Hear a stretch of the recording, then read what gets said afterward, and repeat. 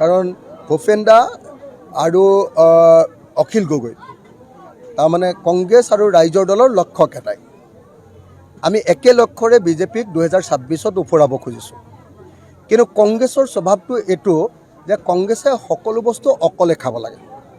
তেওঁলোকৰ জমিদাৰীখন শেষ হৈ গ'ল, কিন্তু এতিয়াও তেওঁলোকে নিজকে জমিদাৰ বুলি ভাবি থাকে আৰু বাকী গোটেই মানুহবিলাককে ৰায়ত বুলি ভাবি গোটেই মানুহবিলাককে নিজৰ ইচ্ছামতে ব্যৱহাৰ কৰিব খোজে।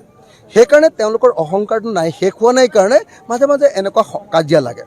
তেওঁলোকে আপোনালোকে দেখিছে যে প্ৰথমটো উপ নিৰ্বাচনত সেইটোতো অকলে খেলিলে, তাৰপাছত আকৌ নেক্সট MP ইলেকশ্যন হ'ল, তাতো অকলে খেলিলে। আমি একেলগে খেলাৰ কথা কৈছিলোঁ, সেইটো নুশুনিলে। তাৰপিছত আকৌ উপ নিৰ্বাচন হ'ল, সেই 5খনতো একেলগে খেলিলে। পঞ্চায়ত নিৰ্বাচনত একেলগে খেলিবলৈ ক'লোঁ, সেইটোও নেখেলিলে। এতিয়া তেওঁলোকৰ কথাটো হ'ল যে তেওঁলোকে টিকেট বিক্ৰী কৰিবৰ কাৰণে পঞ্চায়তত একলগ নহয়, তেওঁলোকে নিজৰ দলৰ সংগঠন বৃদ্ধি কৰিবৰ কাৰণে একেলগে নহয়, তেওঁলোকৰ নিজৰ ভিতৰত থকা কাজিয়াৰ কাৰণে, গৌৰৱ গগৈ আৰু ভূপেন বৰাৰ কাজিয়াৰ কাৰণে তেওঁলোক একলগ নহয়। আৰু তাৰ কাৰণে আজি বিজেপিক আকৌ তেওঁলোকে শাসনত দিব খুজিছে।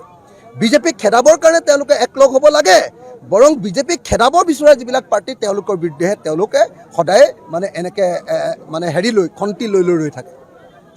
আজি যি সময়ত বিজেপিক খৰুৱাবৰ কাৰণে কাম কৰিব লাগে, সেই সময়ত ৰাইজৰ দলক খৰুৱাবৰ কাৰণে তেওঁলোকে কাম কৰে, অসম জাতীয় পৰিষদক খৰুৱাবৰ কাৰণে কাম কৰে, CPMক খৰুৱাবৰ কাৰণে কাম কৰিলে, CPIMক খৰুৱাবৰ কাৰণে কাম কৰিলে।